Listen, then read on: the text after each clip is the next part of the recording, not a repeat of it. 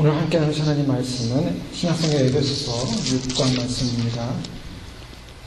10절에서 13절까지 말씀 함께 찾으셔서 같이 교독하시도록 하겠습니다. 마귀의 괴계를 대적함이라는 제목으로 오늘 주신 말씀 함께 나누기 원합니다. 오늘 저희 계속적으로 에베소서의 마지막 부분에 오면서 특별히 종말로라고 사도 바울이 이 에베소 서신의 결론을 내리면서 그동안 내적인 성화와 변화, 새 사람으로서의 성숙함에 관한 아름다운 교회로서의 어떤 존재가 되어야 될 것인가를 개인적으로 살펴보는 말씀이었다면, 이제는 우리의 삶이 외부적인 도전 앞에서 어떠한 존재로 준비되어야 되는가에 관해서 특별히 이 외부적인 상황이라는 것이 바로 공격이 있는 상황, 즉 이 세상은 악한 원수 마귀에 의해서 아직까지 장악된 세상으로서 우리는 영적 전쟁과 투쟁에 들어갈 수밖에 없다라는 에베소서의 결론의 말씀을 지금 살펴보고 있습니다.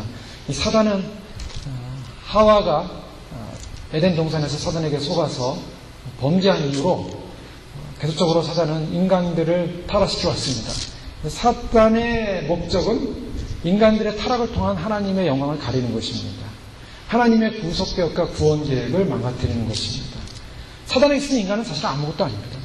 왜냐하면 사단은 인간을 대적했던 존재가 아니라 하나님을 대적했던 존재였기 때문입니다. 하나님을 대항하고 하나님을 대적했던 그 존재가 하나님을 공격적으로 대적하다가 결국 타락했고 결국 하나님부터 징계를 받고 쫓겨났습니다. 그런 사단이 하나님의 구속사역, 하나님의 구원사역에 대한 증오와 미움을 가지고 하나님이 만드신 가장 아름다운 창조세계, 피조세계의 가장 아름다운 인간을 향하여 공격하기 시작했던 것이죠. 그래서 인간을 공격함으로 하나님의 구원사역의 완성을 망가뜨리려고 하는 것이 사단의 목적입니다. 그래서 사단은 어떻게 하든지 끝까지 인간을 무너뜨리고자 하는 목적을 놓치지 않고 있습니다.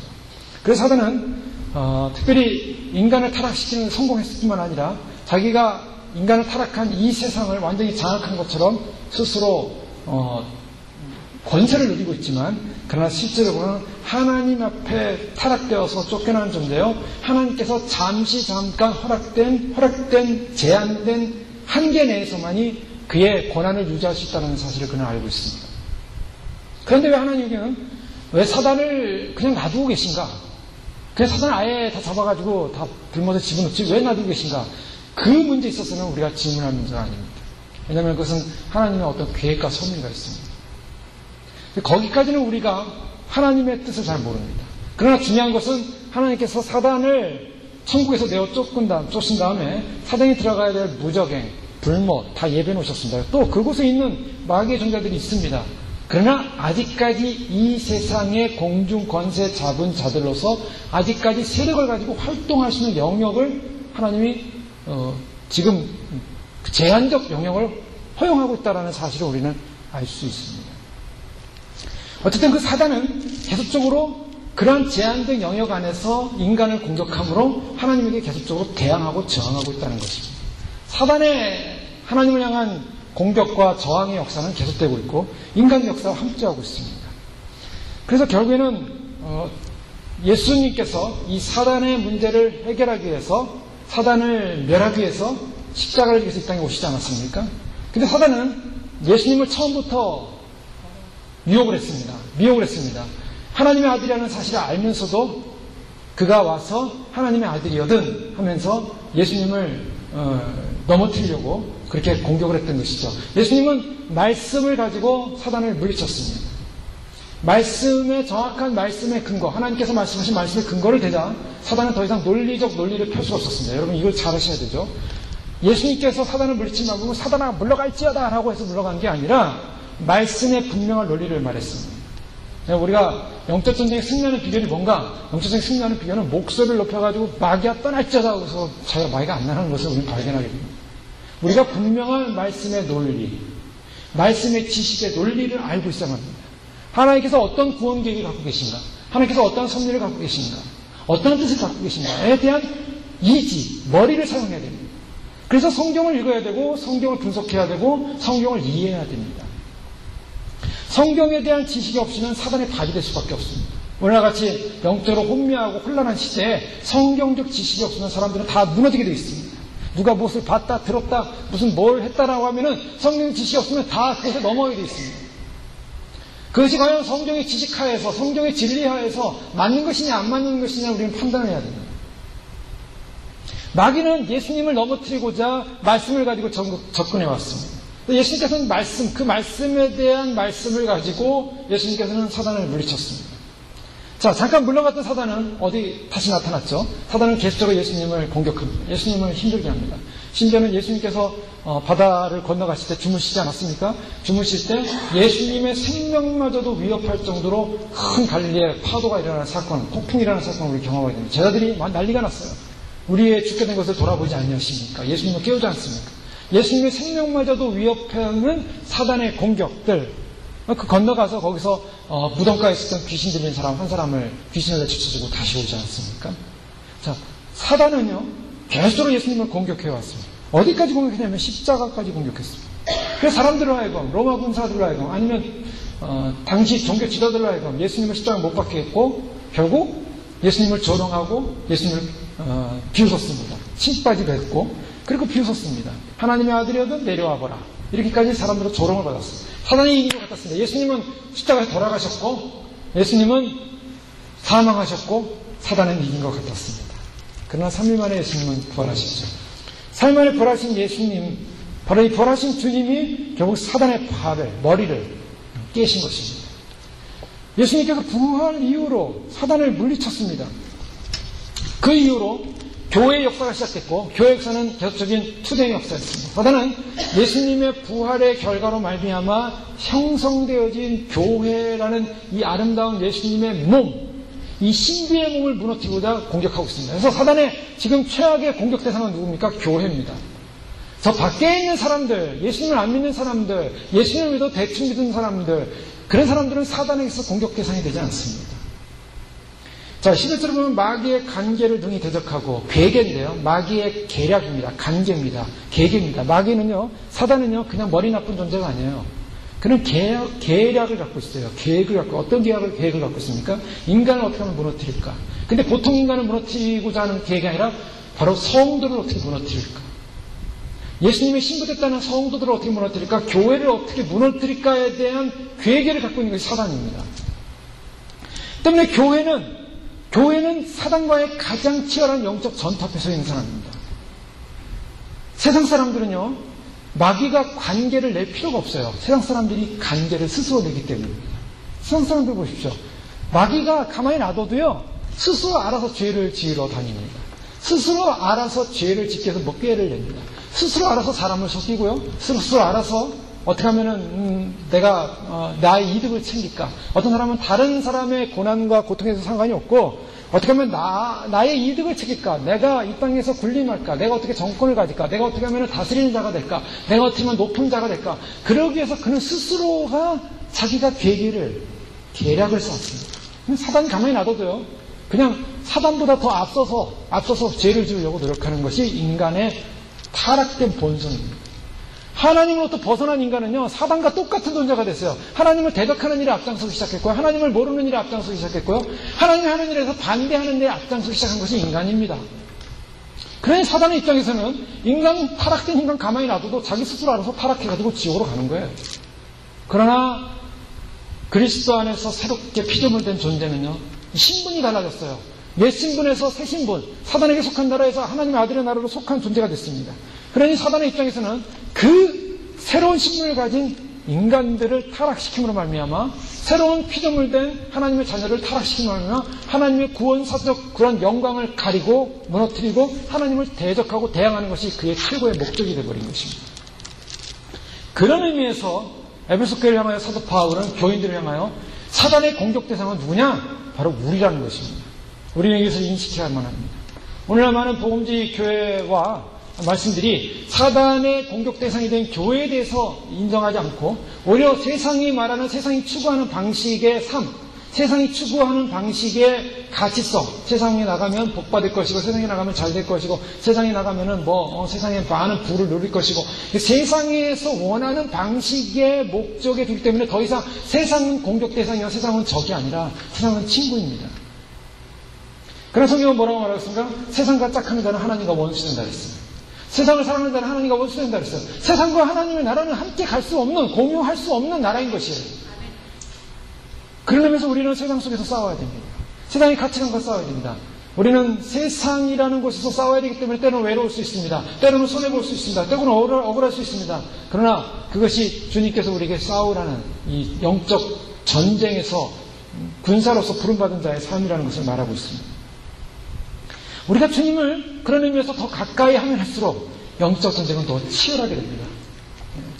성경의 변하지 않는 메시지는 우리가 주님을 믿으면 믿을수록, 주님을 가까이 하면 할수록, 주님을 더 기대하면 할수록 더 악한 원수마귀는 우리를 무너뜨려서 공격해온다는 것입니다.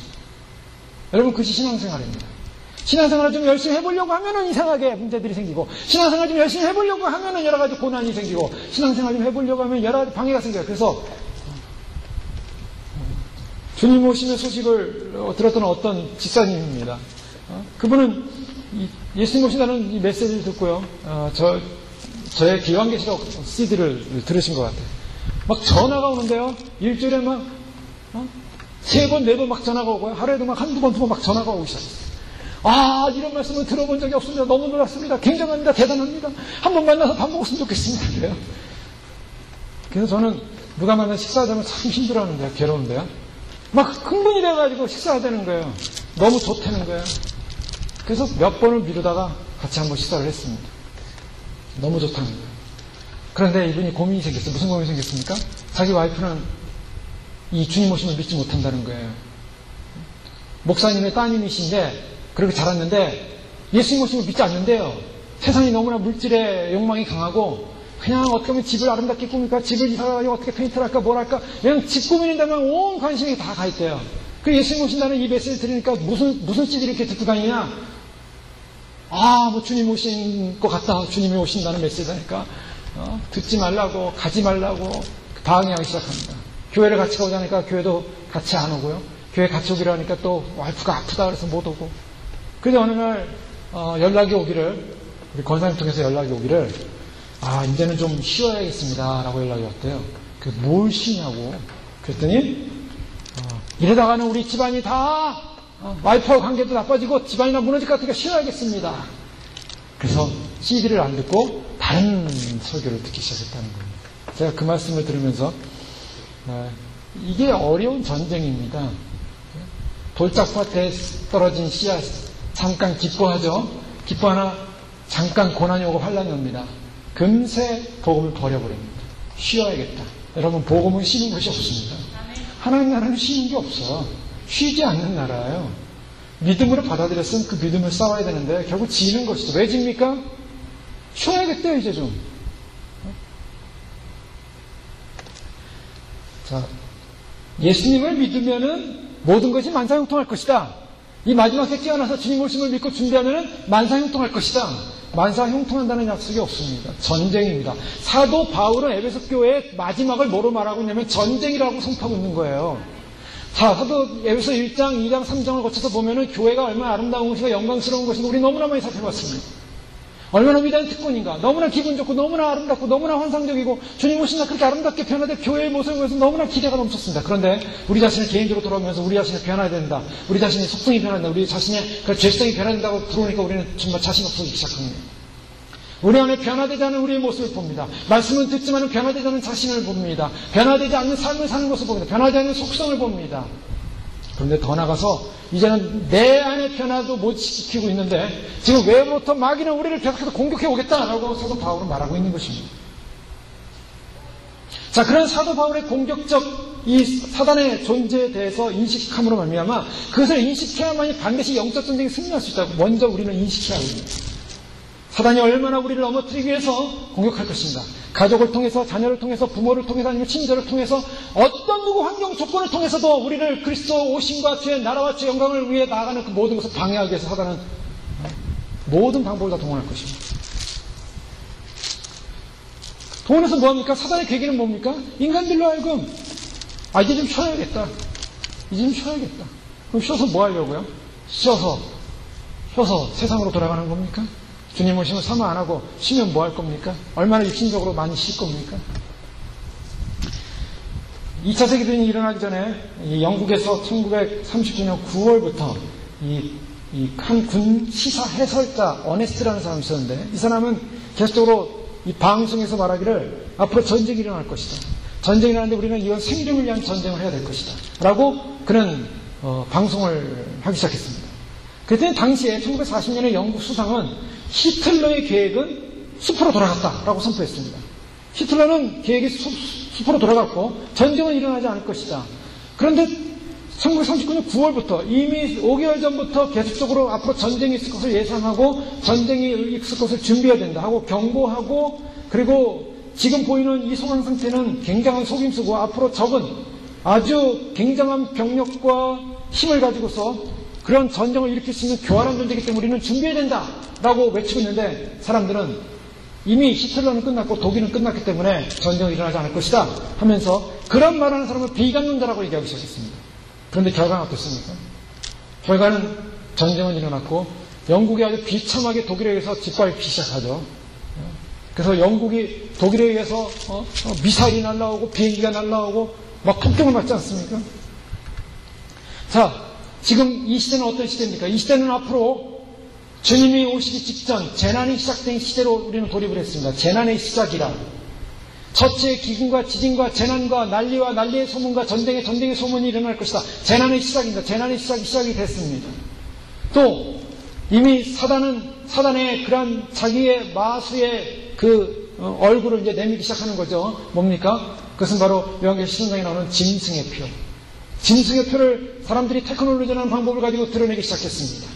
서서히 세상은 편해가고 세상은 좋아가는 것 같지만, 그러나 이 세상은 어딜 향해 가고 있습니까? 요한계시록에 말씀하신 대로 주님이 오실 길을 예비하는, 주님이 오실 길을 말씀하신 예언대로 가고 있습니다. 자, 이것은 무엇을 말하냐면 앞으로 엄청난 환란의 시대가 도래한다는 것입니다. 인류 역사에 없는 대환란의 시대가 온다는 것입니다. 근데 이런 설교를 하고 이런 이야기를 하면 사람들이 이렇게 좋은 세상에 무슨 환란이 오냐, 이 좋은 세상에 무슨 예수님이 오냐, 이 좋은 세상에 무슨 적그리스도니, 뭐 마귀니, 뭐 666이니, 뭐 이런 게 왜 나타나냐. 사람들은 그런 생각을 하는 사람들은 이상한 사람들이다. 이상한 이단에 빠진 사람들이다. 이상한 종말에 빠진 사람들이다. 그 사람들은 비관론자다. 회의론자다. 세상을 해서 좋게 생각하지 못하는 사람들이다. 사람들은 그렇게 말할지 모르겠습니다. 그러나 그와 같은 것을 희석시키고 믿지 못하게 하고 준비하지 못하게 하는 바로 그 사람들은 어떤 사람들인가? 마지막 때에 기도하는 자들이 나타나서 주의 약속, 주의 강림하시는 약속이 어디 있냐라고 하면서 그들은 우리들의 믿는 이 믿음과 신앙을 무너뜨릴 것이다. 여러분, 사단의 계획에는 지금 어디 있냐면 교회를 무너뜨리는데, 교회 어디를 무너뜨립니까? 교회가 주님의 영광스러운 재림을 예비하지 못하게끔 사단은 교회를 타락시킨다는 것입니다. 자, 교회의 타락이 뭡니까? 오늘날 교회의 타락이 뭡니까? 기독교의 아니한 생활입니다. 원시 속에서의 평안과 안정만을 추구하는 삶을 말하고 있습니다. 아무 문제 없을 거야. 괜찮을 거야. 세상은 좋을 거야. 성경은요, 마지막에 세상이 좋을 거라고 전혀 말하고 있었어요. 물론 주님이 오셔서 이 땅을 통치하게 되는 그 시점에는 완전한 파라다이스, 천연왕국의 영광스러운 정말 주님의 다시는 메시아 시대가 도래하지만, 그 메시아 시대가 도래하기 전엔 이 세상을 향한 하나님의 계획은 이 세상을 심판하신다는 것입니다. 그 심판의 계획을 향하여 많은 예고들이 있습니다. 특별히 구약성경에 많은 이 메시아 재림에 관한 예언들이 있는데, 메시아 재림에 관한 예언들이 약 333 정도 있다고 신학학자는 보는데, 그 중에 3분의 1은 예수님의 초림 사건 때 이미 이루어졌습니다. 성경을 보면요, 이미 예수님의 초림 사건 때 이루어진 그런 놀라운 그런 예언들이 다 이루어지는 것을 보게 됩니다. 그런데 나머지 3분의 2, 즉 3분의 2, 구약에 나타난 예수님의 메시아의 재림에 관한 예언 중에 3분의 2는 아직 이루어지지 않고 있다는 거예요. 그것은 이루어질 것입니다. 자, 예수님께서 오실 때는 어떤 사건들이 일어날 것인가? 예수님이 오실 때는 우주적 대진조가 일어난다고 성경은 말하고 있습니다. 여러분, 요한계시록에 보면 6째 인이 떼어질 때 하늘에서 별들이 떨어지고 대지진이 일어나고 난리가 일어날 것입니다. 대적재앙이 쏟아질 때는 이 지상이 완전히 다 무너집니다. 이 지상에 먹는 것, 입는 것, 아무것도 먹을 수도 없는 그런 대자연적 재앙이 또 쏟아질 것입니다. 이것은 그냥 미래적 공포의 어떤 회의론적 입장이 아니라 성경에서 말하는 예언입니다. 분명한 예언입니다. 인간이 타락함으로 말미암아 하나님께서는 인간을 심판하기 위한 하나의 도구로서 이 모든 걸 사용하시기 시작하신다는 것입니다. 이사야 13장 9절 15에서 15절까지 말씀 보면 보라 여호와의 날 곧 잔혹히 분냄과 맹렬히 노하는 날이 이르러 땅을 황폐하게 하며 그 중에서 죄인들을 멸하리니 하늘의 별들과 별 무리가 그 빛을 내지 아니하며 해가 돌아도 어두우며 달이 그 빛을 비추지 아니할 것이로다. 내가 세상의 악과 악인의 죄를 벌하며 교만한 자의 오만을 끊으며 강포한 자의 거만을 낮출 것이며 내가 사람을 순금보다 희소하게 하며 인생을 오빌의 금보다 희귀하게 하리로다. 자, 주님께서 특별히 이사야 13장 10절에 하늘의 별들과 별무리가 그 빛을 내지 않을 것이다. 하늘의 별들이 빛을 내지 않는다. 여러분, 하늘의 별이 빛을 안 내려면 어떡합니까? 항상성을 가진 별이라고 그러죠. 그러니까 항성이라고 합니다. 항성. 스스로 빛을 내는 별들이에요. 태양과 같은 별입니다. 빛을 스스로 내고 있어요. 근데 그 별들이 빛을 잃는다는 것입니다.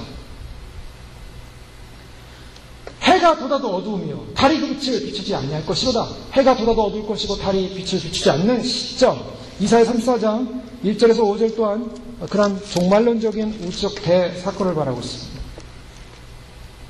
34장 1절 열국이여 너희는 나와 들을지어다. 민족들이여 귀를 기울지어다. 땅과 땅에 충만한 것 세계와 세계에서 나는 모든 것이여 들을지어다.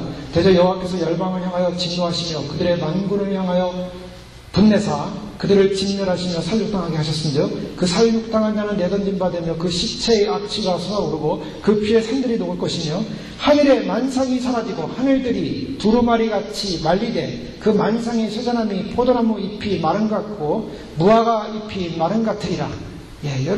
하늘의 만상이 사라진다고 말하고 있습니다. 하늘의 만상이라고 하는 것은 1월 성신, 즉 달, 별 그리고 여러 천체의 변동이 일어난다고 말하고 있습니다. 성경이 말하고 있는 말씀의 이사야서에서 마태복음 24장 20절에 보면 번개가 동편에서 서편의 번쩍이 같이 인자의 임함도 일어날 것이 이와 같을 것이다 하면서 29절에 보면 하늘의 권능들이 흔들릴 것이다. 앞으로 우리가 상상할 수 없는 대환란의 시대, 무서운 대우주적 파괴의 시대, 우리가 상상할 수 있는 시대가 온다는 것입니다. 그런데요, 사단은 오늘날 우리로 하여금 그런 시대는 오지 않을 거야 라고 말한다는 것입니다. 그런 것은 잘못된 거야. 사람들이 잘 몰라서 그런 거야. 괜히 공포 분위기만 조장하는 거야 라고 얘기한다는 것입니다. 그러면서 무시하는 것입니다. 그러면서 인정하지 않는 것입니다. 자, 사도 바울은 우리로 하여금 마귀의 괴계가 있다는 사실을 인식해라 라는 것입니다. 자, 마태복음 24장에 보면 예수님께서 앞으로 올 종말 시대에 어떤 사람들이 등장할 것인가, 특히 사단은 어떻게 역사하실 것인가 구체적으로 말하고 있습니다. 구체적인 내용 가운데 하나 특징적인 게 뭐냐면 거짓 그리스도들과 거짓 선지자들이 일어난다는 것입니다. 자, 사단은요, 나 마귀다, 내 말 들어라 라고 나타나지 않습니다. 마귀는 마지막 시대에 어떤 사람을 일으킵니까? 거짓 그리스도를 일으킵니다. 거짓 선지자들이 일어난다는 것입니다. 그런데 성경에 나오는 마지막 때 거짓 그리스도와 거짓 선지자들의 특징이 뭔지 아십니까? 그것은 표적과 기사를 일으킨다는 것입니다. 자, 이것이 이제 마지막 때 조심해야 될 부분이에요. 마지막 때 저 사람이 진짜라고 믿을 수밖에 없을 정도로 사람들을 현혹시키는, 미혹시키는 방법이 뭐냐? 표적과 기사라는 것입니다. 오늘날 대단한 표적들이 일어납니다. 대단한 기사들은 어떤 사람들은 굉장히 병자를 고칩니다. 병자를 고치면서 굉장한 일들이 일어납니다. 어떤 사람들은 예언을 한다고 합니다. 무슨 뭐가 나타난다고 합니다. 무슨 그림이 나타난다고 합니다. 연기가 나타난다고 합니다. 또 어떤 사람들은 집회 가운데 다 아시는 말씀이죠. 금가루가 쏟아집니다. 금가루가 쏟아지는데 어떤 분은 머리카락에 금가루가 쏟아지는데요. 머리를 텁니다. 터니까 금가루가 너무나 쏟아지는 거예요. 쏟아져요. 한량없이 쏟아져요. 미친 사람이 머리를 털듯이 터니까 머리카락가 금가루가 쏟아지는데요. 미쳤구나.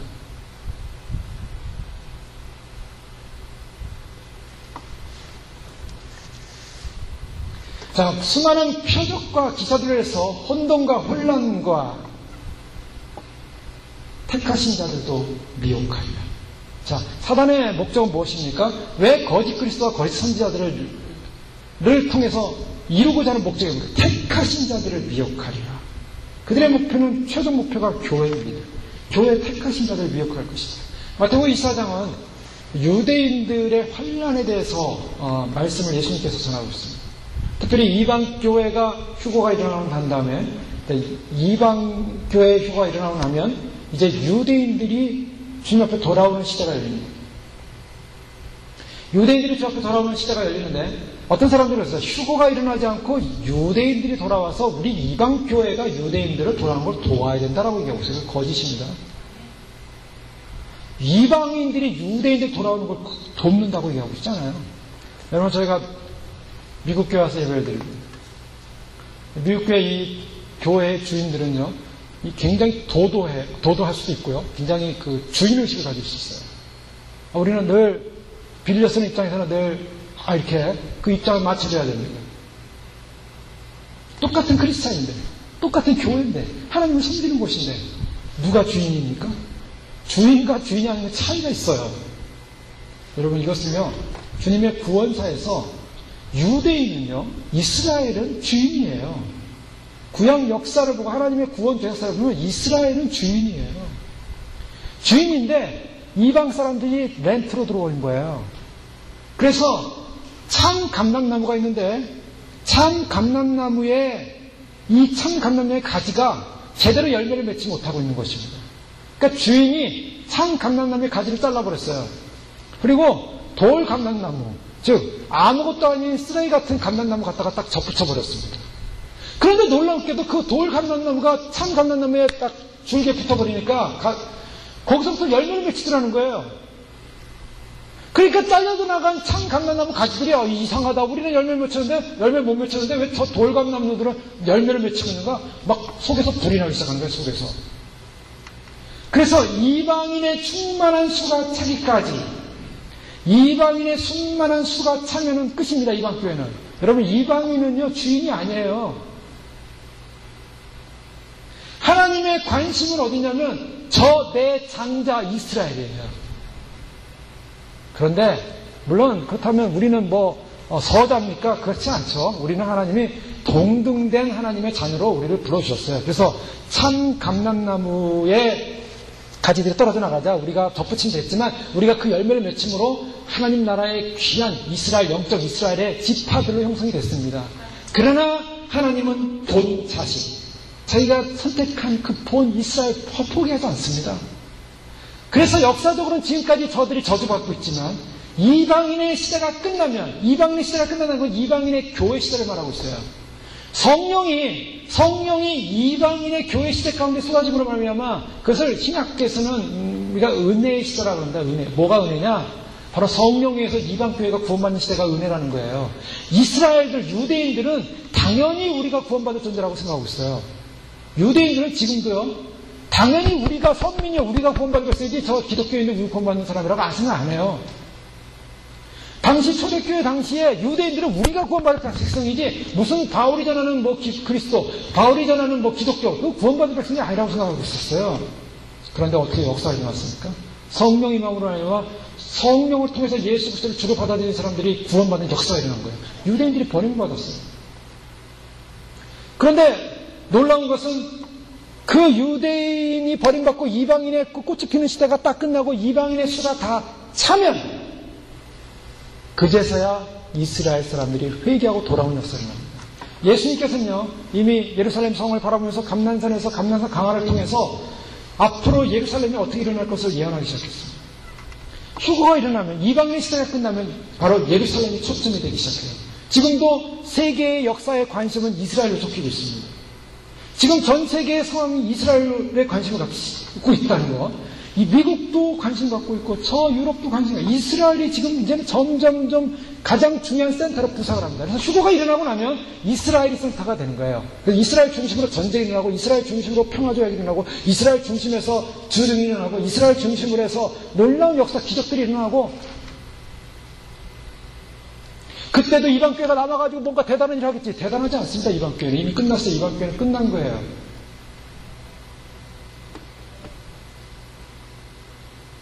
마태복음 24장 5절에 보면 많은 사람이 내 이름을 와서 이르되 나는 그리스도라 하여 많은 사람을 미혹하리라. 자, 난리 소문을 듣겠고, 또 민족이 나라가 나라를 대적하며 곳곳에 기근과 지진이 있으니 이 모든 것은 재난의 시작이다 라고 하면서, 그때 많은 사람이 실족하게 되어 자, 왜 십족합니까? 많은 사람이 너희를 환란에 넘겨주겠으며 너희를 죽이니 너희가 내 이름 때문에 모든 민족이 미움을 받으리라. 모든 민족에게 미움을 받으리라. 자, 이제 그리스도가 나타남으로 말미암아 이제 그 그리스도를 믿는 사람들이 세상 사람으로부터 죽음과 혼란을 당하기 시작합니다. 자, 그때 미움을 당할 때 많은 사람이 실족하게 되며 잡아줘 서로 미워하겠으며 거짓 선자가 많이 일어나 많은 사람을 미혹하겠으며 불법의 성함으로 많은 사람이 사랑에 식어져. 이때 거짓 선자가 일어난다는 거예요. 자, 베드로서 2장 1절에도 거짓 선생들이 일어났으니 거짓 선생들이 저희는 멸망케 미단을 가만히 끌어들여 자기들의 사신들을 부인하고 임박한 멸망을 스스로 취하는 자들이에요. 자, 사단은 어떻게 오냐면 사단은 이 거짓이라는 사람들을 통해서 거짓이라는 존재들, 거짓 메시아, 거짓 그리스도, 거짓 선지자, 오늘날도 뭐 거짓 선지자 많이 나타났죠. 거짓 그리스도, 윤석명, 뭐 신천지의 뭐 이만희, 자기가 보혜사가 그러지 않습니까? 다 거짓 그리스도를 표방하는 존재들이죠. 자기를 통해서만이 구원이 있다. 자기를 통한 구원이 있다. 어떤 인간을 통해서만이 구원이 있다. 완전히 거짓입니다. 중보자, 인간과 하나님과의 중보자는 예수 그리스도 한 분밖에 없습니다.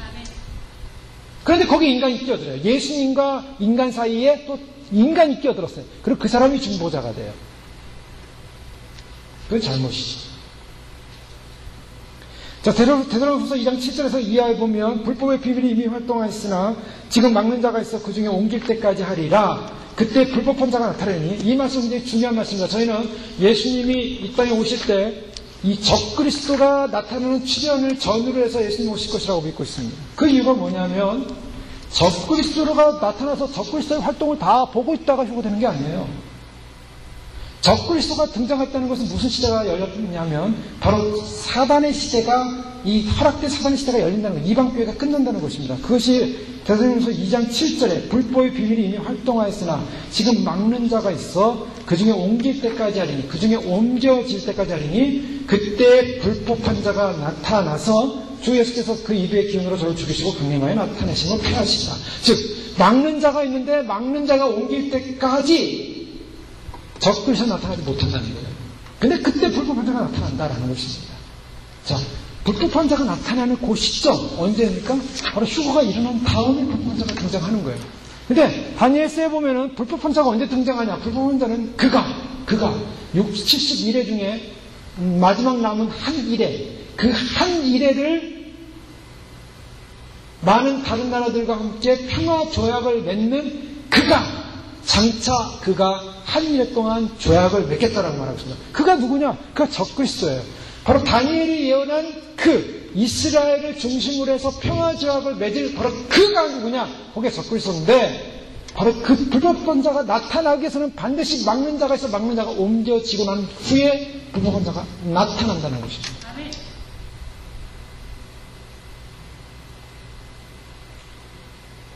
마태복음 24장 24절에 보면 거짓 그리스도들과 거짓 선지자들이 일어나 큰 표적과 기사를 보여 할 수만 있으면 택하신 자들을 미혹하리라. 근데 중요한 것은 뭐냐면요, 저희가 이 진리의 말씀을 우리가 묵상하면서 그 말씀 속에서 나타나는 해석을 따라야 되는데요, 오늘날 많은 사람들이 그래요. 이 맹목적으로 군중을 쫓는 그런 심리들이 있어요. 맹목적으로 군중을 쫓는다. 주변에 어떤 사람들에게 예수님 오심을 전하니까 딱 나타나는 반응이 뭐냐면, 왜 큰 교회에서는 얘기 안 해요? 이렇게 나온다고요. 왜 큰 교회에서는 얘기 안 해요? 큰 교회에서 얘기하면 진리고 작은 교회에서 얘기하면은 비진리입니까? 큰 교회 목사는 하나님부터 특별한 계시를 받아가지고 남들이 모르는 비밀을 막 전하고, 작은 교회 목회자는 뭐 계시가 없어가지고 헤매고 있습니까? 큰 교회는 안전하는데 큰 교회는 왜 안전해요? 자, 그 사람은 뭡니까? 교회를 다니는 집사라는 사람이 그런 소리를 하는 거예요. 그러면 큰 교회는 왜 안전해요? 이 말은 뭐냐? 큰 교회, 군중이 진리의 기준이라는 거예요. 이것이 미혹이라는 것입니다. 많은 사람들이 그렇게, 요즘의 신앙들이 그래요. 큰 교회가 말하면 진리고 작은 교회가 말하면 진리가 아니다. 이건 뭡니까? 완전히 미혹된 사람입니다. 문제는 뭐냐면 거짓 메시아나 거짓 속이는 자들도 늘어나겠지만 사람들이 그 거짓말에 쉽게 넘어간다는 거예요. 평안의 복음, 안정의 복음, 잘 될 거라는 복음. 좋죠. 그런 얘기 들으면. 세상에 좋은 말이 어디 있습니까? 세상에 나서 잘 먹고 잘 살아야죠. 어떡하지? 무슨 짓을 해서든 하여간 최고가 돼야죠. 하나님 나라를 위해서 크게 사용돼야죠. 하나님 나라에 큰 일을 해야죠. 그리고 얼마나 좋습니까? 그래, 나는 하나님 나라를 위해 큰 일 하리라. 그러니 교회 와서는 주님께서 나에게 복 주셨어. 복을 막 주시면 내가 생각하면 만사 형통.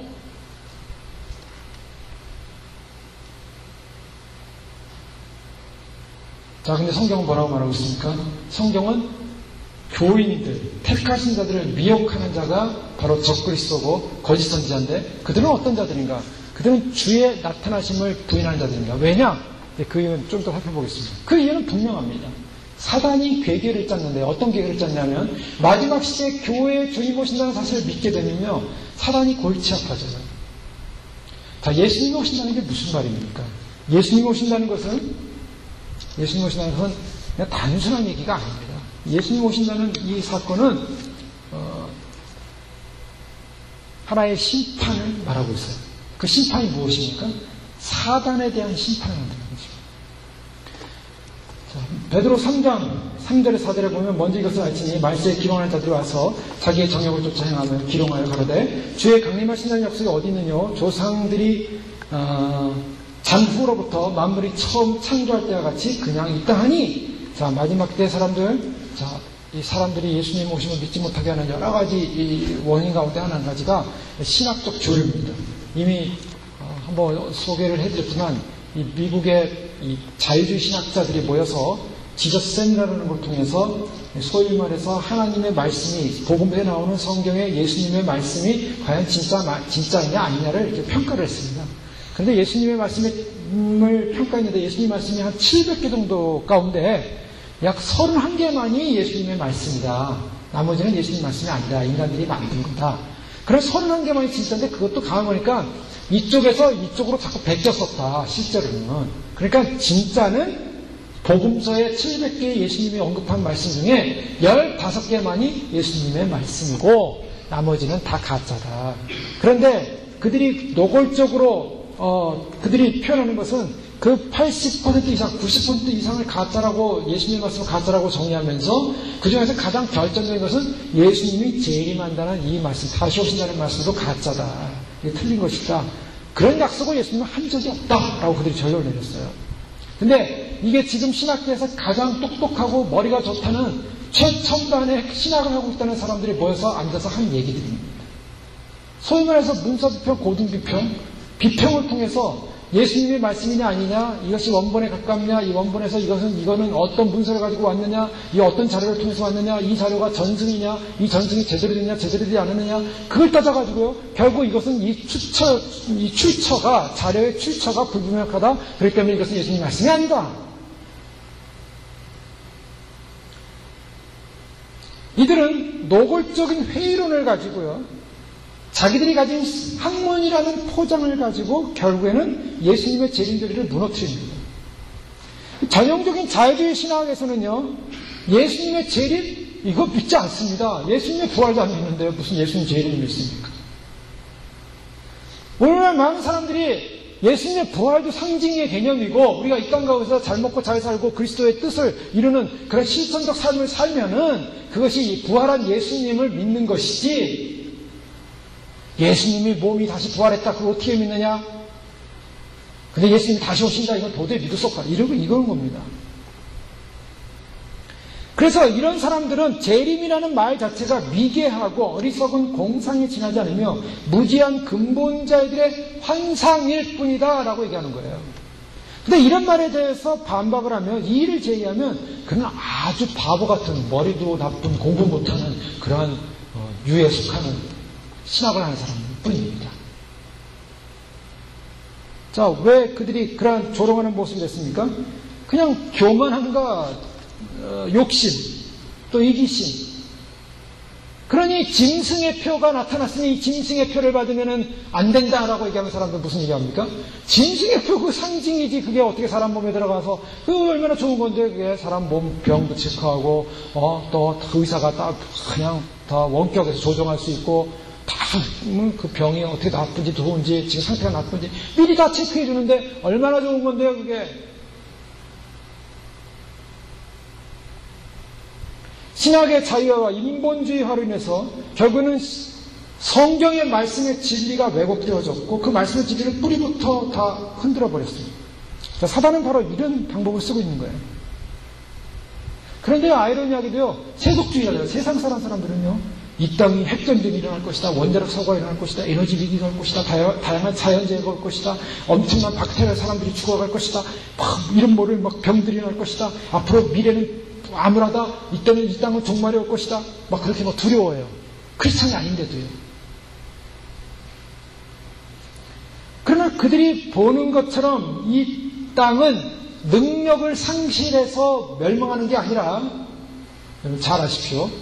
이 땅의 지구의 능력을 잃어버려서 멸망하는 것이 아니라 바로 성경이 말씀하신 대로 예수님이 오심으로 종말이 오고 끝이 온다는 사실입니다. 마귀들은, 사단들은 주님이 오신다는 사실을 인정하지 않으려고 하는 거예요.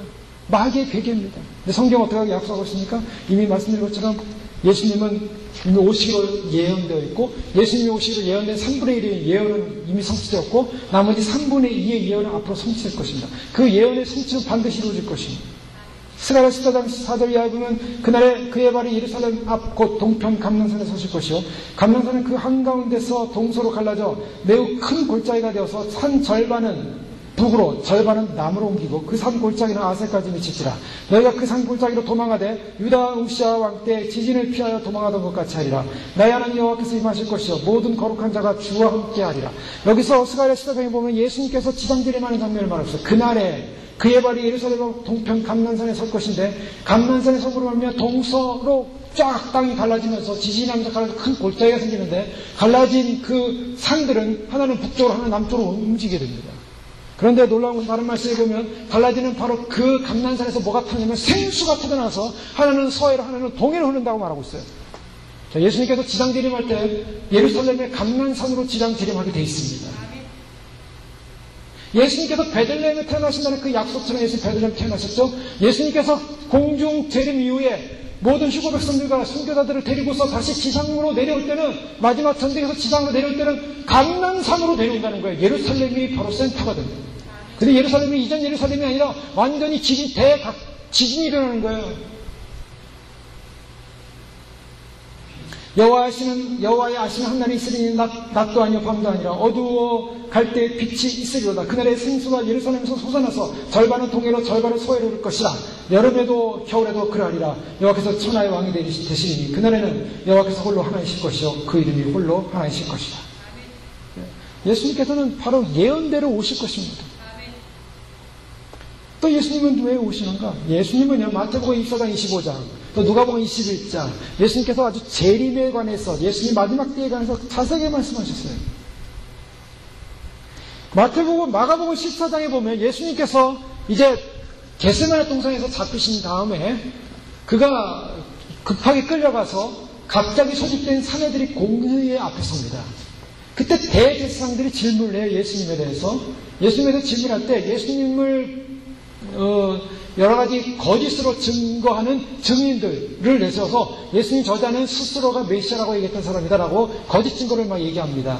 그때 그 증거가 확실하지 않으니까 다 이제 기각이 됐어요. 그런 상황에서 대제사장이 잠잠하고 아무 대답도 아니하시거늘 대제사장이 다시 물어가는데, 내가 찬송받을 자의 아들 그리스도냐? 사내들인 공회, 이제 십자가에 돌아가시 직전인데 굉장히 중요한 공회입니다. 유대의 모든 법정 가운데 최고 법정이에요. 여기서 사형이 결정되면 죽어야 됩니다. 그런데요, 대제사장이 질문하는 거예요. 예수님에게 내가 찬송받을 자의 아들 그리스도냐? 예수께서 이르시되 내가 그니라. 인자가 권능자의 우편에 앉은 것과 하늘 구름을 타고 오는 것을 너희가 보리라 하시니. 예수께서 이르시되 내가 그니라. 이 그니라. 네가 찬송받을 자의 아들 그리스도냐? 그리스도냐? 이 말 굉장히 중요한 말입니다. 메시아냐는 말이에요. 기름 부음 받은 자, 즉 구약에서 바로 예수님께서 보내실 바로 이스라엘의 왕, 하나님의 아들, 바로 그 자냐? 그랬더니 내가 그니라. 인자가 권능자의 우편에 앉는 것과 하늘 구름을 타고 오는 것을 너희가 보리라. 이때 옷을 찢는 거예요. 대세상. 참나마도다. 어떻게 네가 하나님의 아들이냐? 그런데 예수님 뭐라고 말씀하십니까? 거기서 말씀 한마디에 살고 죽는 상황인데요. 예수님은 내가 그다. 내가 하늘 구름을 타고 오는 것을 네가 보리라. 너희가 보리라. 예수님께서 공중으로 오실 때 구름 타고 오시겠지만 지상진할 때도 마찬가지입니다. 구름은 뭐냐? 구름은 하나님의 현현을 말하고 있어요. 영광의 현현. 그래서 우리가 천국 가면 수많은 구름을 볼 것입니다. 무지개도 볼 것입니다. 구름은 하나님의 현현이에요. 그래서 솔로몬이 1000번째, 1000번째라서 제사를 1000번 드렸다고 사람들은 아는데, 제사를 1000번 드린 게 아니라 제물을 1000마리를 제물을 드린 거예요. 1000마리 제물을 한꺼번에 드린 거지, 날마다 이렇게 뭐 하루 해서 1000번을 한 게 아니라고요. 어쨌든 1000번째를 드렸을 때 어떤 역사가 일어났습니까? 여호와의 성전이 쉐키나 여호와의 영광으로 가르쳤어요. 구름으로 가르쳤어요. 구름. 하나님의 임재. 시내산에서 하나님이 임재하면 구름으로 꽉 찼어요. 구름. 하나님의 영광이 임하는 것입니다. 예수님께서 재림하실 때 구름을 타고 오신다. 그 구름은 바로 눈에 보이는 구름이지만 하나님의 영광의 현현을 상징하는 그런 구름을 타고 오신다라는 것입니다. 예수님은 그가 반드시 오신다라고 말하고 있습니다. 예수님 반드시 오신다고 말하고 있기 때문에 그 예수님은 약속대로 주님 오실 것입니다. 누가복음 19장에 보면 바로 10명의 종들에게 은하, 열문화를 주면서 왕위를 받아가지고 오는 그런 아들에 대해서, 왕권을 받아가지고 오는 그런 아들에 대해서 묘사하는 장면이 나옵니다. 또 열처녀 비유를 통해서 보면 예수님께서 오시는 것에 대한 비유를 예수님 말씀하셨습니다. 성경은요, 예수님께서 반드시 오신다고 약속했어요. 예수님 자신이 약속했고요, 성령을 통해서 약속했습니다. 요한계시록 22장 20절에 보면 내가 진실로 속히오리라. 내가 진실로 속히오리라. 하시고 나는 아멘 주 예수로 오시옵소서. 예수님께서 오시겠다는 약속을 계속으로 반복했고, 예수 다시 오신다고 약속하고 있어요. 성경에서 분명한 약속들을 하고 있습니다. 그러나 사람들은요, 예수님의 약속에 관심이 없어요. 우리가 서신서를 쭉 읽어보면 서신서의 내용의 핵심은 뭔가, 결론은 뭔가, 예수님의 재림을 다 소망하고 있다는 거예요. 고린도전서 1장 4절 이하에 보면 7절에 보면 그리스도의 증거가 너희 중에 견고케 되어 너희가 모든 은사에 부족함이 없이 우리 주 예수 그리스도의 나타나심을 기다립니다. 고린도 교회를 향하여 고린도 교회 성도들이 누구를 기다리고 있으면 예수 그리스도의 나타나심을 기다리고 있다고 말하고 있습니다. 베드로는 베드로 후서 1장 20절 이하에 보면 먼저 할 것은 경의 모든 예언을 사사로이 풀 것이 아니니 예언은 언제든지 사람의 뜻을 낸 것이 아니라 오직 성령의 감동하심을 사람들이 하나님께 받아 말한 것인데, 빌립보 3장 20절에 오직 우리의 신과 하늘에 있는지라 거기로서 구원하는 자 곧 예수 그리스도를 기다립니다. 예수님을 기다리고 있습니다. 고린도 3장 4절에도 우리의 생명이신 그리스도께서 나타나실 그때 너희도 그와 함께 영광 중에 나타나리라. 예수님이 나타나실 그때 대사로니가 그에 향하여 4장 16절에 보면 주께서 소령과 천성의 소리와 하나님의 나팔로 친 하늘로 솟아 강림하시리니 그리스도 안에서 죽은 자들이 먼저 일어나고 그의 살아남은 자도 저희와 함께 구름소로 끌어올려 공중에서 저를 영접하게 하시니, 예수님 오신다고 말하고 있어요. 야고보 5장 7절 이하에도 그러므로 형제들아 주의 강림하시기까지 길이 참으라. 주의 강림하시기까지 길이 참으라. 너희도 길이 참고 마음이 굳게 하라. 주의 강림이 가까우시니라. 베드로전서 1장 13절에 그러므로 너희 마음의 허리를 동이고 근신하여 예수 그리스도에 나타나실 때 너희에게 가져올 은혜를 온전히 바랄지어다. 예수 그리스도 나타나실 때 성경은요, 서신서는요, 베드로, 바울, 또 사도 요한, 또 다른 사실의 모든 내용들을 보십시오. 예수 그리스도의 강림, 예수 그리스도의 지혜림, 예수님 나타나실 때 예수님 만날 날 소망하며 굳건하고 강건하고 소망을 가지고 위로하고, 성경 전체가, 초대교회 전체가 예수님을 기다렸다는 것입니다. 그런데 오늘날 교회들이 예수님을 기다려야 됩니다 라는 이 메시지 앞에 사람들은 예수님을 기다린다는 것이 예수님 오시면 언젠가 만나겠지, 남의 얘기야, 남의 얘기. 그렇지 않습니다. 예수님 나타남을 기다리는 사람은 예수님을 만날 수가 없습니다. 기다리는 사람만 예수님을 볼 수 있어요. 예. 소망하는 사람에게만 그 소망을 이루어지는 거예요. 예. 기다리지 않고 소망한다 않고 예수님 관심 없는데 예수님이 내가 여기 있다, 반갑다, 예수님이 그렇게 만나주시겠습니까? 절대로 그런 일 없습니다. 또한 예수님 왜 오셨는가? 교회를 향해서 예수님 말씀하셨어요. 그것은 뭐냐면 고린도서 11장 2절에 보면 내가 하나님의 열심으로 너희를 위하여 열심히 내노니 내가 너희를 정결한 처녀로 한 남편이 그리스도께 드리려고 준비함이로다. 내가 너희를 정결한, 너희가 누가? 교회입니다. 교회를 신부로서 남편이 신랑에게 드리려고 준비합니다. 즉 교회는요, 이 주님이 십자가 사건 이후로 교회는 그리스도의 몸의 일부일 뿐만 아니라 몸 자체일 뿐만 아니라 또한 그리스도의 신부로서 준비된 것이 바로 교회입니다. 그러니까 신부로서 준비된 교회를 향하여 예수님이 오신다는 것은 신부를 데리러 온다는 거예요. 자, 우리는 신랑 맞으러 가죠. 근데 실질적으로는 신부를 데리러 오는 거예요. 여러분 이거를 생각하셔야 돼요. 많은 사람들이 예수님 오시니까 내가 신랑 맞이. 물론 우리 편에서 맞이함이 있죠. 그러나 주님이 준비된 신부를 데리러 오는 겁니다. 그러니까 우리가 해야 될 일은요, 우리가 신부로서 준비해야 될 일밖에 없어요. 내가 올라가겠습니다. 들림 받겠습니다. 아무리 해봤자 주님 안 들어가시면 못 올라가요. 내가 준비되어 있으면 신랑이 신부를 데리러 오는 것입니다. 그래서 주님께서 분명히 말씀하지 않습니까? 내가 가서 처소를 예배하면 내가 너희에게로 와서 너희를 데려갈 것이다. 신부를 맞으러 나오는 신랑, 바로 예수님은 다시 오신다는 겁니다. 교회가 있기 때문에. 그렇기 때문에 교회는요, 신랑이 신부를 데려갈 때까지 존속하는 거예요. 이 교회는 신랑이 오셔서 신부를 데려가고 나면 교회 개념이 없어져 버립니다. 그때는 교회라는 개념이 없어요. 요한계시록에 왜 갑자기 7교회가 나오다가 교회가 딱 사라졌습니까? 자, 이것은요, 신학자들마다 여러 해석을 해요. 여러 해석을 합니다. 성도는 있지 않습니까? 성도가 교회 아닙니까? 억지 주장입니다, 그것은. 교회는 교회고 성도는 성도예요. 공식적으로 7교회를 얘기하다가 갑자기 교회 얘기 안 해요. 그리고 환란기에 성도로 넘어가요. 그래야 맨 마지막에 교회가 나옵니다. 왜 교회라는 단어가 빠졌냐는 거예요. 그 수많은 환란기에. 교회는 반드시 이방편이 들림받습니다. 근데 사람들 그래요. 예수 믿으면 다 교회가 들림받을 것이다. 미국의 대부분의 주님 오심을 준비하는 교회들이나 또 오랫동안 이 마지막 주님의 교회에 깨어 있었던 교회들의 메시지들을 보면 교회 등록해서 예수님 믿는다고 고백하는 사람은 다 들림받을 것이다. 이렇게 얘기합니다. 그렇지 않습니다. 그러면 왜 열처녀 비유가 있습니까? 다 준비하고 있었는데요. 다 준비하고 있는데 누구는 맞이하고 누구는 왜 못 맞이합니까? 왜 구분이 일어납니까? 주님께서 우리에게 마지막 긍휼, 마지막 주의 오심을 예고하면서 준비하는 시간을 주고 계신 것입니다.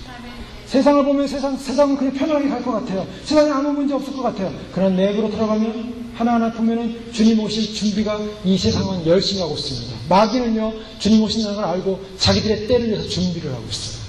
마귀들은 준비하고 있어요. 사단은 준비하고 있어요. 세상은 준비하고 있어요. 기독교인만 준비 안 하고 있다 이거예요. 왜요? 세상이 취해 있으니까. 세상에 취해 있는 것을 음료에 취했다고 말합니다. 바벨론에 취한 존재들, 음료의 피에 취한 존재들, 음료들과 세상과 가늠하면서 즐겁게 잘 지내고 재밌게 지내니까 주님 오심이 반갑지 않은 거예요.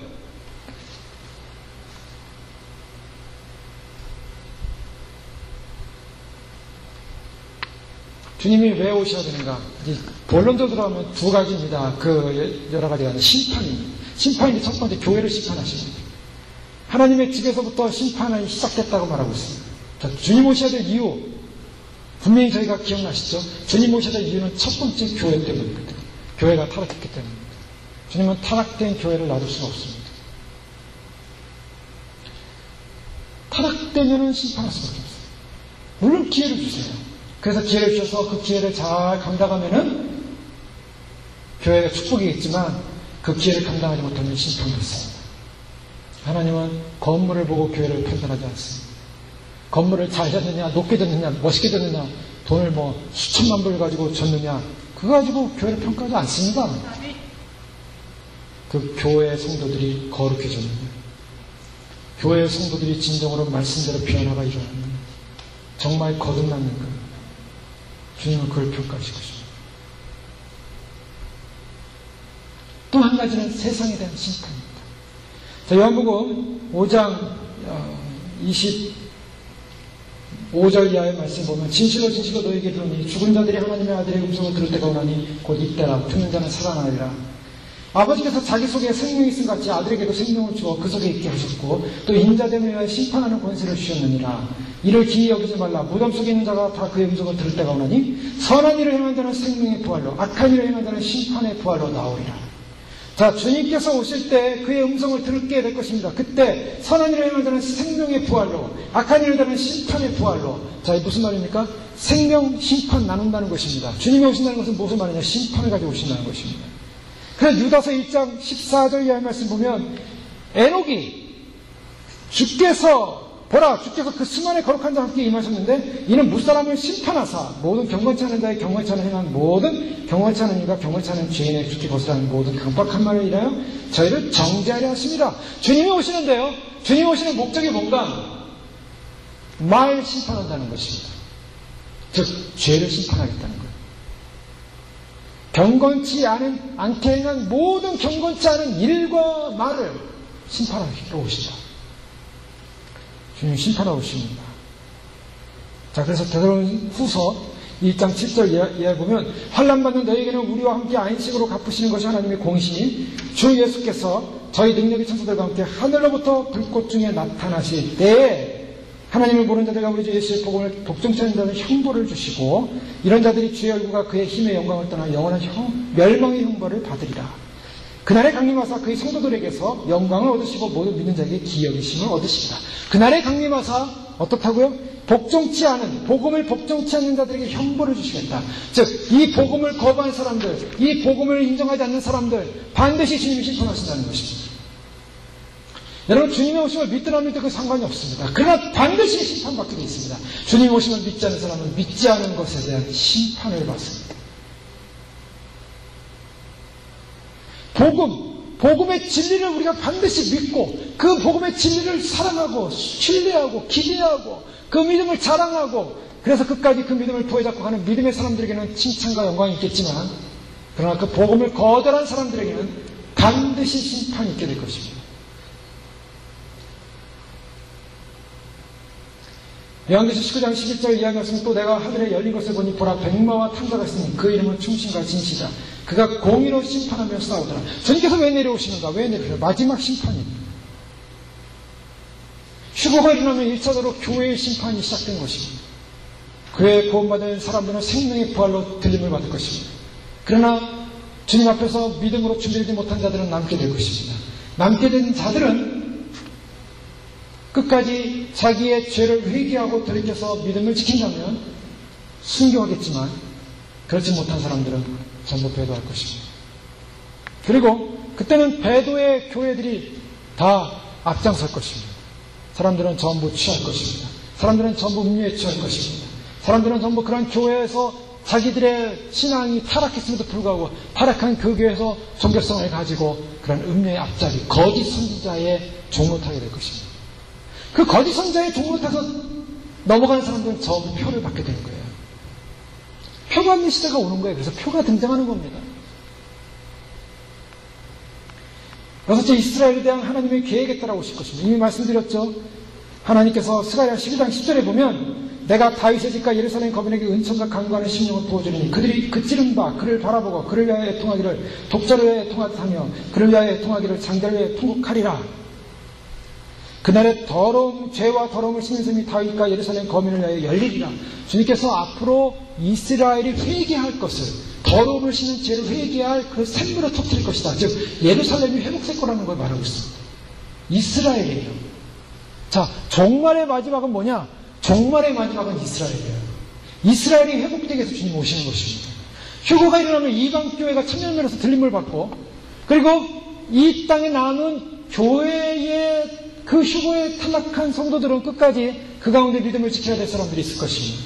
그러나 이제는 어디에 초점이 가냐면 이스라엘이 회복되는 거예요. 이스라엘이 회개운동이 일어나는 것입니다. 이스라엘이 변화되는 것입니다. 거기 이방교회 가서 당신들 뭐 변화되니까 내가 좀 도와주겠어. 그런 거 없어요. 하나님은 이스라엘을 구원하기로 작정하셨습니다. 그리하여 온 이스라엘이 구원을 얻으리라. 로마서 11장 25절에 보면 분명한 이방인의 수의 때와 이스라엘의 구원의 때를 나누고 있습니다. 자, 이것을 이렇게 나누면요, 어떤 사람들은 이걸 세대주의라고 얘기를 합니다. 세대주의. 세대주의가라서 그걸 얘기하는 게 아니에요. 성경 그대로입니다. 예수님의 약속을 이루시기 위해서 다시 오신다. 자, 예수님은요, 왜 또 오셔야 되는가? 예수님이 부활하셨죠?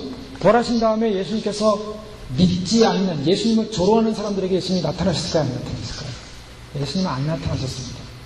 예수님은 제자들 숨어있는데 나타나셨어요.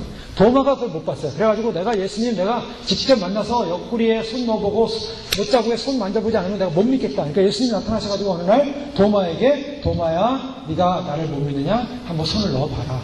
그리고 내 못자국 난 이 손을 만져봐라. 그러니까 도마가 뭐 넣어볼 것도 없었고요. 만져볼 것도 없었어요. 나의 주, 나의 하나님입니다. 그냥 그 자리를 꽁꽁하고 도마가 그냥 만세 부른 거예요. 우리 주님 부활하셨습니다. 자, 예수님의 부활을 직접 본 사람들은요, 더 이상 예수님의 부활이 가짜라고 말할 수 없는 거죠. 봤으니까, 진짜 부활하셨으니까 몸 그대로 부활하셨어요. 그런데 그 이제 부활하신 예수님이 이 세상을 향하여 나타나지 않으셨다는 겁니다. 믿는 제자들 500의 형제들에게 잠깐 보이시고 그리고 승천하셨어요. 그 다음에 예수님은 왜 다시 오십니까? 모든 각인이 예수님을 볼 것이다. 예수님을 본 사람들은 예수님이 십자가에서 비참하게 돌아가는 모습만 봤습니다.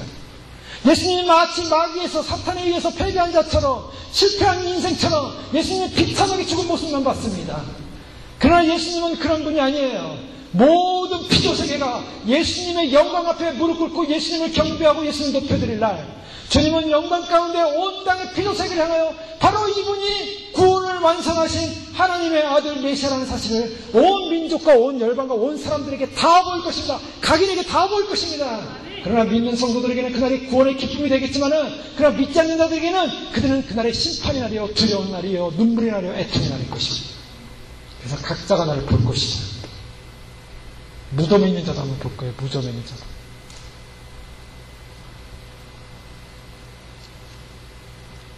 요한계시록 1장 7절에 볼 자다 구름을 타고 오시리라. 각인의 눈이 그를 보겠고 그를 찌른 자들도 볼 터이요. 찌른 자들이 누굽니까? 무덤에서 보는 거예요. 또 다른 한편으로는 유대인을 말해요. 로마 군병을 말해요. 이방인들이 그걸 볼 것이라는 거예요. 땅에 있는 모든 족속이 그를 인하여 애곡하리니 그러하리라. 아멘. 아멘으로 도장을 찍었어요. 무슨 말입니까? 예수님의 영광을 드러내신다는 것입니다. 바로 이것이 승리의 날입니다. 마귀는 지금 자기들이 이기는 것 같이 보이고 세상이 이기는 것처럼 보이고, 그래서 사람들을 속이고 주님 오셔서 거부하고 주님 오셔서 믿지 못하게 하고, 그래서 이것이 마치 진리인 것처럼 얘기하지만, 주님은 영광 가운데 다시 오셔서 그분이 바로 통치자요, 주권자요, 구원자요, 승리자요, 영원한 왕이시라는 것을 보이실 것입니다. 시편 22편 27절에 그래서 땅의 모든 족 끝이 여호와를 기억하고 돌아오며 열방의 모든 족속이 주의 앞을 경배하느니 나라는 여호와의 것이요 여호와는 열방의 주제십니다. 그 다음에 이제 아까 말씀드린 바로 그 부분입니다. 사탄의 괴계, 이 사탄의 괴계를 예수님께서는 알고 바로 사탄을 멸망시켜서 오십니다. 이 마지막 복음을 왜 사단이 못 믿게 하고, 왜 혼란하게 하고, 왜 미혹시키는가, 왜 넘어뜨리려고 하는가? 자기가 무너질 날이기 때문입니다. 패배할 날이기 때문입니다. 주님의 오심으로 자기는 이제 끝나는 것입니다. 자, 그것이 끝나는 사단의 이 종말 사건, 사단의 이 그 종말의 시나리오가 어디 나와 있습니까? 요한계시록에 잘 나와 있어요. 우리 요한계시록을 읽으면서 사람들이 막 무서워합니다. 아이고 무서워, 두려워. 이렇게 사람들이 다 죽고 가는구나. 율법 받으면 다 지옥 가는구나. 아이고 요한계시록 읽으면 무서워서 못 읽겠어. 그게 아니라 요한계시록 읽으면 승리하신 주님에서 기뻐하십시오. 승리하실 주님, 바로 그분이 계시기 때문에 거기에 나온 성도들을 보십시오. 비록 순교를 당하고 어려움을 당하고 고통을 당했어도 천상에서 승리하신 어린 양 예수님께 찬양하고 경배하고 우리는 신원할 때가 이때니까 주 앞에 요청하고 주님의 구원의 구속의 완성을 향하여 기뻐하며 찬양하는 그들의 무리를 보십시오. 왜 천상에서 찬양하는 무리는 보지 못하고 왜 지상에서 배도해가지고 융유표 받아가지고 지옥 가는 사람들 보면서 왜 무서워하냐고요.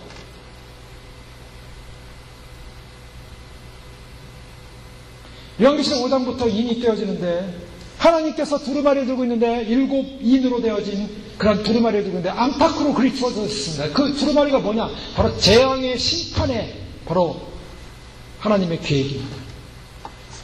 그 재앙의 심판을 계획을 듣고 있는 역사의 마무리, 그것은 재앙의 심판으로 끝난 것이 아니라 예수님께서 왕으로 승리하시는 계획이 담겨져 있는 거예요.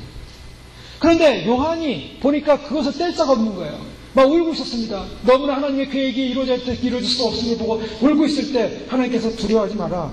바로 다윗의 자손, 다윗의 뿌리가 이겼다. 유대 지파의 사자 다윗의 뿌리가 이겼으니 이 책과 그 7인을 떼시리라 하고 예수 그리스도가 어린 양 예수 그리스도가 와서 그 7인을 떼시리라. 중요한 건데요. 이게 무슨 말이냐면 자 인이 쳐져 있는 7인이 쳐져 있는 두루마리 7인으로 끝납니다.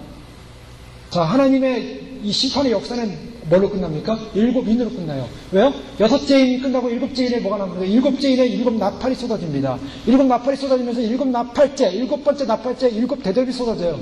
7 대접, 7 나팔은 다 어디에 들어가냐면 7 인에 들어가 있어요. 그러니까 첫째 인부터 7째 인까지, 6째 인까지가 우리가 성경에서 보는 7장까지인데 그 7장까지가 6째 인이 일어나고 나머지 한 개 남은 인이 떼어질 때 그 안에서 7 나팔, 7 대접이 쏟아진다는 거예요. 즉 마지막에 갈 때 심판은 종합적으로 몰려서 쏟아진다는 것입니다. 6째 인까지는 어느 정도 가요. 그런데 마지막에는 완전히 나팔장, 대접장 확 쏟아지게 돼 있어요. 그런데 그 인을 가진 자가 누구냐? 인을 뗄 자가 누구냐? 이거는 바로 이 땅의 주권자라는 것입니다. 이 땅의 소유주라는 것입니다. 예수님께서 십자가에 못 박혀 돌아가시고 부활하시고 승천하신 다음에 하나님으로서 받은 것은 이 땅의 통치자가 누구냐? 이 땅의 주권자가 누구냐? 마귀는요. 그거 십자가 질 거 없다. 나에게 절만 해라. 내가 1,000,000,000,000 주겠다. 자기가 인을 뗄 자가 아니었어요. 그러나 그는 속이는 자였습니다. 마치 이 세상을 줄 것처럼.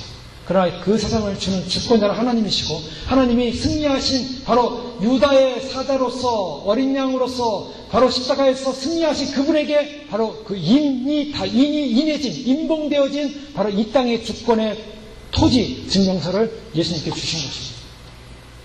예수님께서 그것을 떼시면서 역사를 마무리하시고 이 땅의 통치자로 내려오신 겁니다. 사탄은요 자기가 마치 이 땅의 주권자인 양 지금 활동을 하고 있을 뿐이에요. 그러나 예수님이 주권자고 통치하시기 때문에 그 인을 떼시고 나타내셔서 원수 마귀들을 전부 다 잡아가지고 여기서 19장에는 원수를 파하시고 20장에 사단을 사슬에 묶어서 구덩이 영원한 불못으로 무적행으로 집어넣습니다. 자, 예수님이 오신다는 것은 무엇이냐? 예수님이 오신다는 것은 사단이 무너지고 사단이 정권 잡은 이 정권의 땅이 무너지고 예수 그리스도의 영원한 정권의 땅으로 변화된다는 것입니다. 그렇기 때문에 예수님은 빨리 오셔야 되는 것입니다. 주님이 빨리 오셔서 통치하셔야만 되는 것입니다. 우리 그 나라에 들어가서 주님과 함께 영원히 그 승리의 기쁨 속에 같이 영원히 주님을 찬양하며 경배하며 주님이 이르실 날, 주님이 천국에서 가장 기뻐하면서 가장 기대하시는 날이 언제입니까? 주님이 이 땅의 주권을 완전히 사단을 내서 잡아서 전부 다 감옥에 집어넣고 주님이 이 땅의 주권을 완전히 장악하시고 메시아 시대, 천인왕국 통치 시대, 그리고 새하늘과 새 땅의 영광스러운 시대가 열리기를 주님을 기대하고 있다는 것입니다. 그 기대에 우리 동참해야 됩니다. 그래서 주님 오시고 선포하는 것은 주님의 나라의 나팔을 부는 것입니다. 마귀가 가장 무서워하고 두려워하는 사건이에요. 우리가 마귀의 계기를 이긴다는 것이 무엇입니까? 마귀의 계기를 이긴다는 것은 마귀가 날 공격하니 무서워가 아닙니다. 예수 그리스도 오시면 선포하십시오. 예수 그리스도의 나라를 선포하십시오. 주님이 이 땅에 오셔서 통치하신 그 영광의 나라를 선포하는 것입니다. 사단은 그걸 제일 무서워하고 있는 거예요, 지금. 그래서 어떻게든지 희석시키는 거예요. 주님 오신다는 걸 희석시키는 것입니다. 주님 오시면 믿지 못하게 하는 것입니다. 교회를 잠들게 하는 것입니다. 그래서 교회로 하여금 그날을 예배하지 못하게 하는 거예요. 그날에 승리하지 못하게 하는 것입니다. 우리는 그 계기를 알고 있어요. 그리고 예수님이 왜 오십니까? 그것은 우리에게 소망이기 때문입니다. 자, 베드로전서 1장 7절에 보면 너희 믿음의 신앙이 불로 연단하여도 해도 없어질 금보다 더 귀하여 예수 그리스도 나타났을 때 칭찬과 영광과 존귀를 얻게 하렵니다. 자, 진짜 소망이 뭡니까? 우리가 진짜 이 땅의 소망이 뭡니까? 진짜 소망이 뭡니까? 진짜 소망이 세상이 잘 되는 게 소망이 아닙니다. 우리는 이미 다 버렸습니다. 세상 가치가 의미 없습니다. 자, 거짓 소망은요, 예수님 오시지 않는 거예요. 어떤 사람은 예수님 제발 안 오길 원할까요? 아, 예수님 오지 마세요. 내가 세상에 얼마나 놀 게 많은데, 얼마나 즐길 게 많은데, 아, 예수님 오시면 내가 정말 준비할 시간도 없는데, 내가 더 즐기고, 내 인생, 내가 여기서 끝나면 안 되지 않습니까? 억울합니다. 자, 거짓 소망입니다. 진짜 소망은 예수님 오시옵소서. 그 소망입니다. 왜요? 바로 그 날이 우리에게 위로가 되기 때문입니다. 영광이 되기 때문입니다. 칭찬이 되기 때문입니다. 자, 너희로 환난받게 하는 자들에게는 환난을 갚으시고, 환난으로 갚으시고, 환난받는 너에게는 안식으로 갚으십니다. 라고 주님 말씀하십니다. 바울은 그리스도인과 그 주의 나타나심을 사모하는 모든 자에게, 그렇다면 어떻게 됩니까? 그날이 소망이기 때문에 우리는 소망만 가지고 그날만을 소망하면서 지내는 것이 답니까? 아니죠. 우리는 그날을 소망하면서 우리 자신을 어떻게 한다고요? 깨끗이 합니다. 왜요? 주님 만나려면 우리 자신이 주를 향하여 이 소망을 가진 자마다 그의 깨끗하신 같이 자기를 깨끗게 합니다.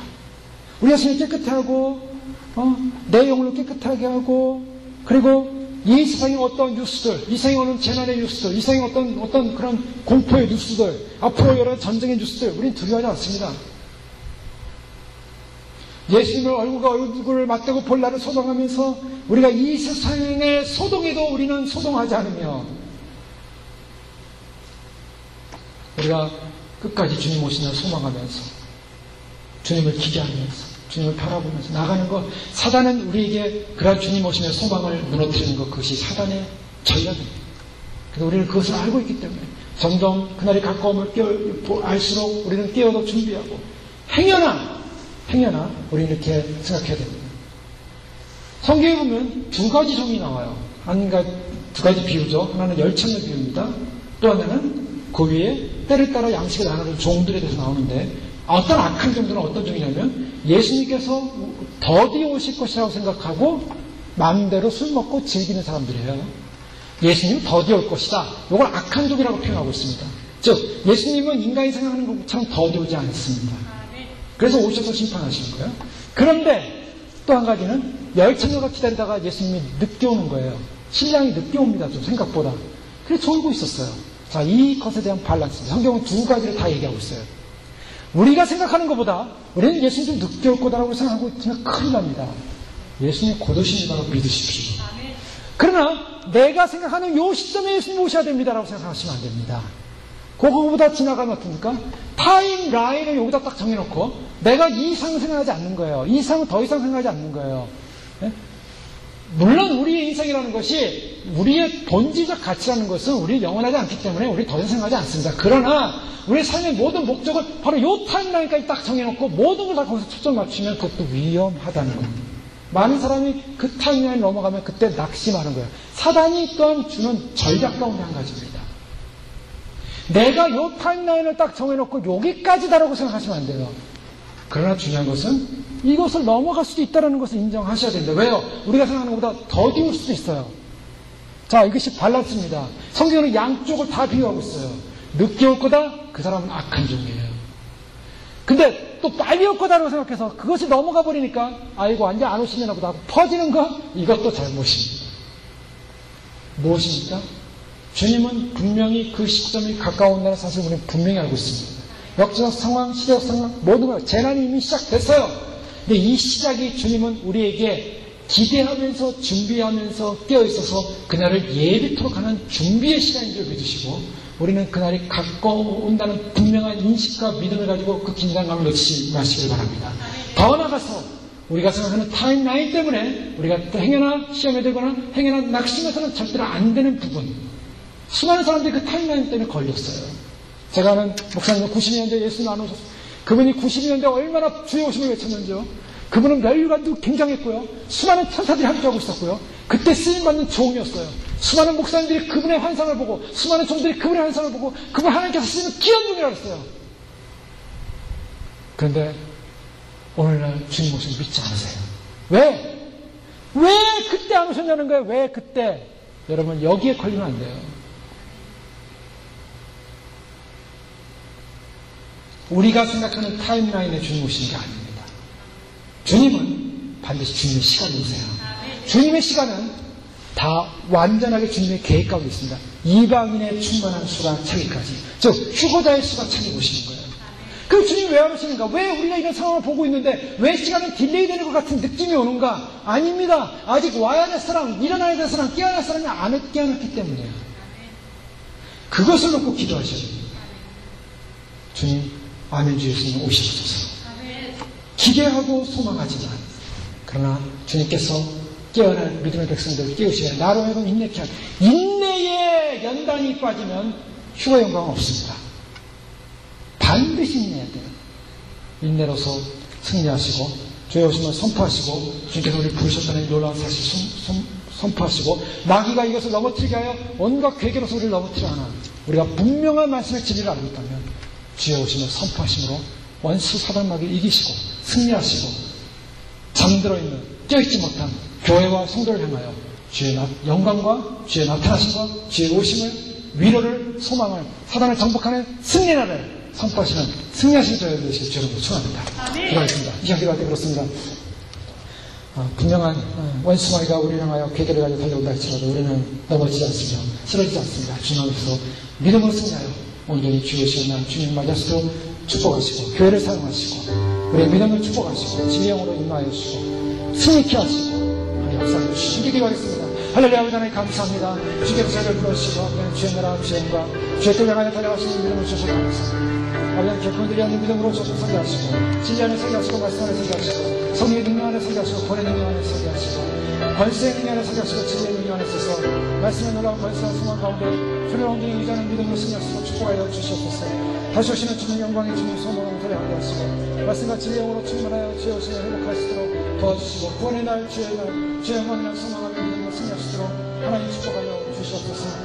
주님 감사합니다. 주의 진리의 영으로 충만하게 하시고 우리의 끝에 주의 놀라운 영광 가운데 주를 바라보게 하시고 아버지 하나님 참으로 주의 다시 오신 주 앞에 믿음으로 승리하며 아버지 하나님 끝까지 믿음으로 승리하며 끝까지 주를 바라보며 아버지 하나님 결코 놓치지 않으며 결코 빼앗기지 않으며 아버지 하나님 참으로 향한 거룩한 하나님의 나라와 영광을 듣고 승리의 영광의 나라 주문을 달려가는 믿음으로 승리하시는 것입니다. 아버지 하나님 오늘 시간에 하나님까지 감사합니다. 주의 영광 가운데 그러신 주의 은혜를 찬양합니다. 주의 높임 받으시고 영광을 받으시고 찬송을 받으시고 우리 가운데